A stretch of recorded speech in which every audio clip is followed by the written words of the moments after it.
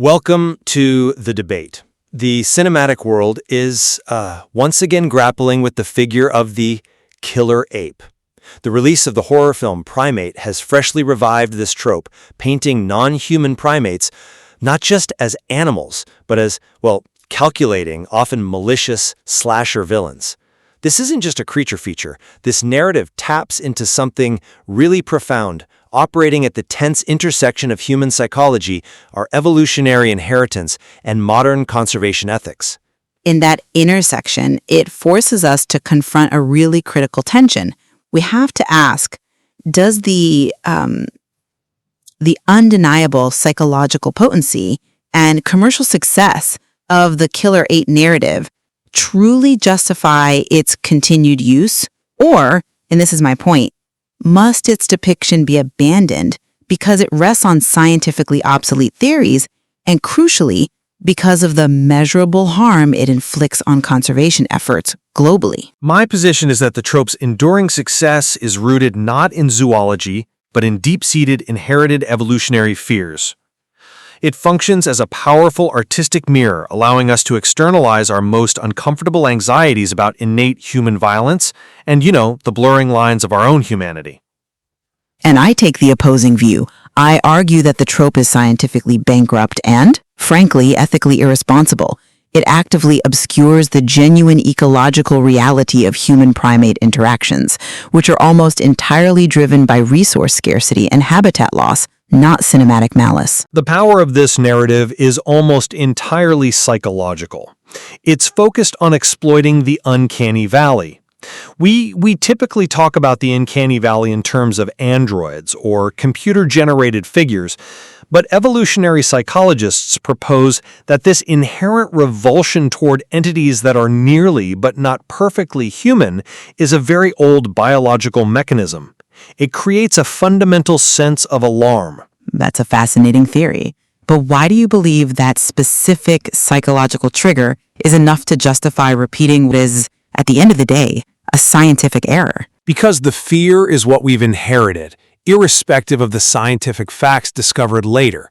Some theorists speculate this instinct arose as a form of threat avoidance, a deep, evolutionary caution against closely competing hominin species, Neanderthals, Homo erectus, species close enough to us that distinguishing friend from foe was literally a matter of survival, tens of thousands of years ago. The persistent figure of the ape monster taps into this primordial alarm system.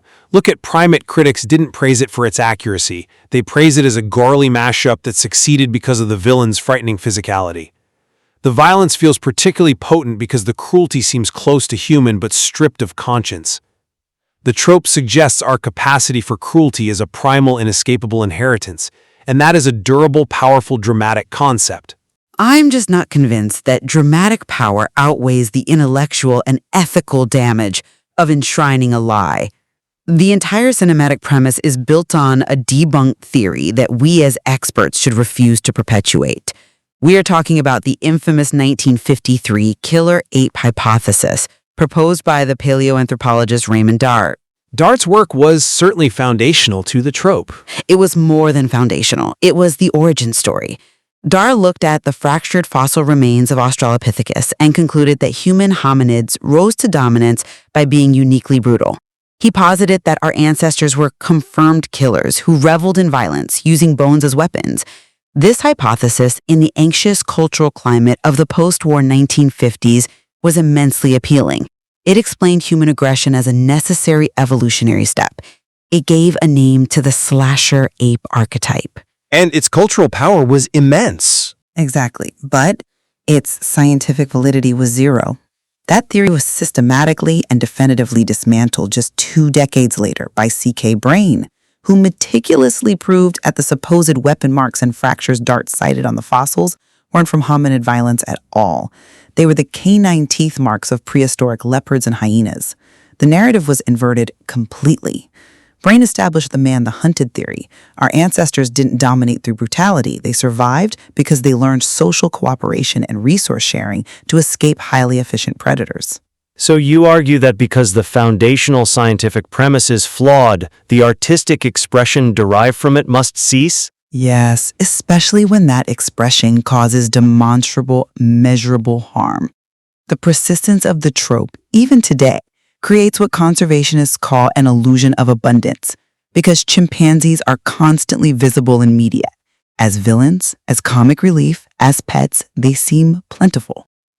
One study found that 35% of respondents mistakenly believe chimpanzees are not endangered, which is a terrifying figure when you consider that the reality is 75% of all primate populations globally are in dramatic decline. The myth actively undermines the urgency of their protection. That data point on conservation harm is difficult to ignore, but let's circle back to the core argument about narrative function. You correctly point out that the central narrative that humanity inherits inherent brutality from an ape precursor is rooted in a half-century-old scientific mistake. But I would frame this persistence not as an intellectual failure, but as evidence of a powerful, enduring cultural need. A cultural need to justify our violence? Precisely. The goal of the horror film Primate is not to provide zoological accuracy. The goal is to explore the simian shadow, the part of us that fears the lack of control, the lack of reason. The narrative is potent because it exploits the inherited fear that the uncanny valley describes. The trope persists regardless of CK Brain's findings because we have a profound cultural drive to externalize human cruelty. By casting our own capacity for violence as a brutish inheritance that we can't escape, we create distance from our own moral agency. Art is allowed to explore this deep anxiety even if the premise is scientifically obsolete. But doesn't that externalization then actively impede our understanding of actual primate behavior?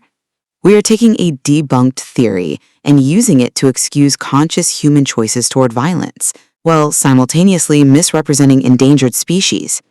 Primate violence, even in chimpanzees, is typically highly opportunistic, related to resource competition, and, well, it's relatively rare in wild settings. And I agree the primate sensationalizes.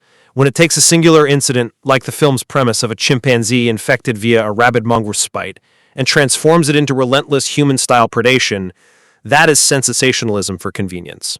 However, I'm not convinced that the trope is entirely disconnected from the reality experienced by communities living adjacent to primate populations. But we're conflating the high-stakes reality of resource competition with the narrative of malicious, human-style slasher intent that Hollywood traffics in. The distinction between a starving baboon and a slasher villain matters greatly. Let's look at the data on that actual conflict, because it demonstrates the reality of high-stakes danger. I'm referring to studies in places like the Tambaro Community Conserved Forest in Ethiopia. For subsistence farmers there, the conflict is not abstract, it's an acute existential problem. Anubis baboons, making up 41% of incidents, and gravette monkeys, 33.1%, are responsible for devastating economic losses. Can you elaborate on the severity of those losses? We aren't talking about trivial issues. The average annual crop loss for these farmers averages $6,544.50 USD, primarily maize, which is catastrophic for their livelihoods. Furthermore, this conflict sometimes escalates beyond property damage. 6.1% of the conflict incidents reported in that area involve human attacks. The conflict may be resource-driven, the baboons want the maize, but the end result is real, deadly, high-stakes violence for the people involved. The idea of the dangerous ape is not purely fictional in these high-conflict ecological zones. That data on the severity of the economic and physical risk to subsistence farmers is vital, and it should be the focus of our attention. However, it illustrates competition, not the kind of malicious, premeditated terror depicted in the cinema. When Hollywood creates the killer ape, they are not typically filming baboons stealing maize. They are focusing on the highly sensationalized, extremely rare instances of human injury. And you believe that focus misdirects the conversation? Absolutely. Most serious chimpanzee attacks on humans that fuel these horror tropes involve captive individuals. Think of the tragic case of Travis, the 200-pound former animal actor who was a pet. Captive chimps, fed consistently and raised in human environments, often grow far larger and stronger than their wild counterparts. They learn firsthand how physically weak humans are compared to their primal strength. The cinematic focus on the pet gone wrong shatters the naive helper monkey myth, but it fundamentally misrepresents the dangers of the wild. It trains the audience to fear the domesticated, traumatized ape, not the wild one fighting for survival. But that still speaks to the foundational element of the trope, the primal fear of the wild, evolutionary specter that we attempt to tame and contain, only for it to break the domestic bonds and reveal its true nature. The tension between civilization and instinct is central to the horror genre. The tension is manufactured using behavioral misinformation that actively harms animal welfare and tragically fuels the illegal pet trade. Take the most common visual cue, the bared teeth.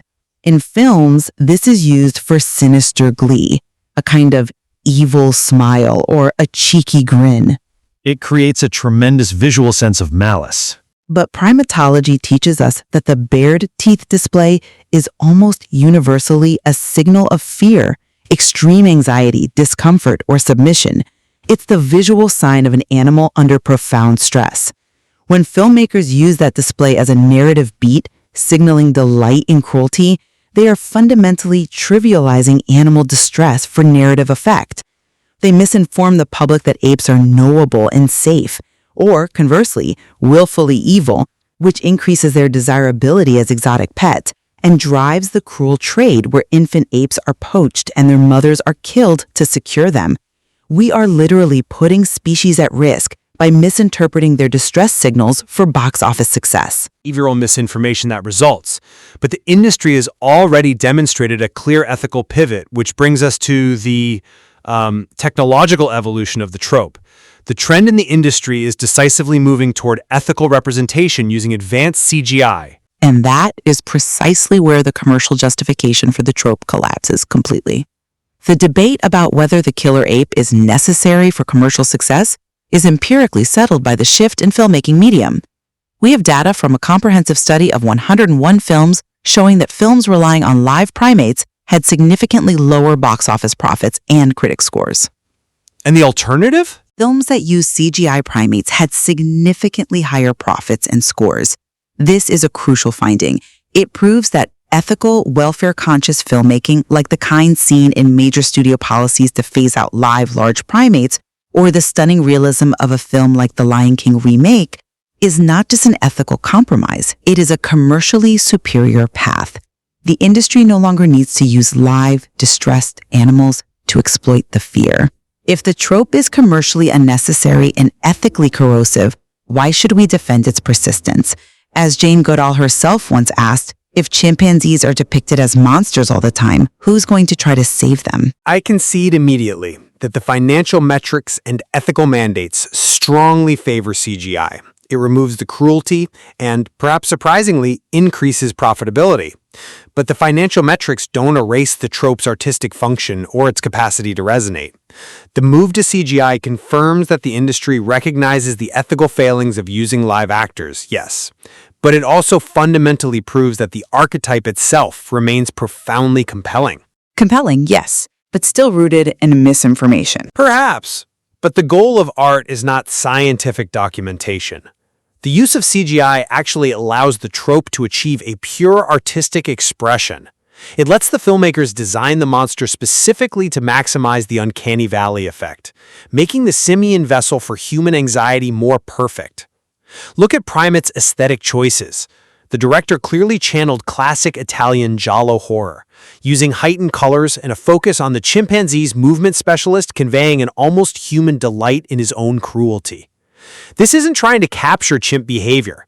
It's using the figure to explore profound human themes of trauma, domestic collapse, and the fragility of civilized life. But the power of that image comes at the expense of an endangered species.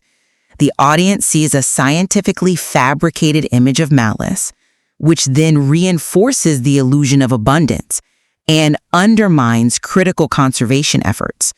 The psychological resonance of the trope is being used to justify perpetuating a 50-year-old scientific mistake that actively harms vulnerable populations. I maintain that the psychological resonance of the image is undeniable, and the move toward technologically advanced portrayals is the path toward reconciling the power of that primal fear with the ethical responsibilities you rightly emphasize. The sustained commercial success of films using this figure, especially when rendered ethically through synthetic means, demonstrates that audiences crave this specific type of externalized fear. The appetite for the simian shadow is not going away. And I maintain that if we continue to prioritize the fleeting commercial and artistic exploration of a scientifically bankrupt myth, we fail our intellectual duty, and we fail the responsibility we have to protect the species we are so actively misrepresenting. We are using art to deny reality. The material clearly demonstrates a fundamental tension between the commercial drive and artistic impulse to leverage primal, deep-seated fear and the scientific and ethical mandate to portray primates accurately. The core issue remains whether storytelling should be allowed to rely on a narrative foundation that is both scientifically false and actively detrimental to conservation and animal welfare.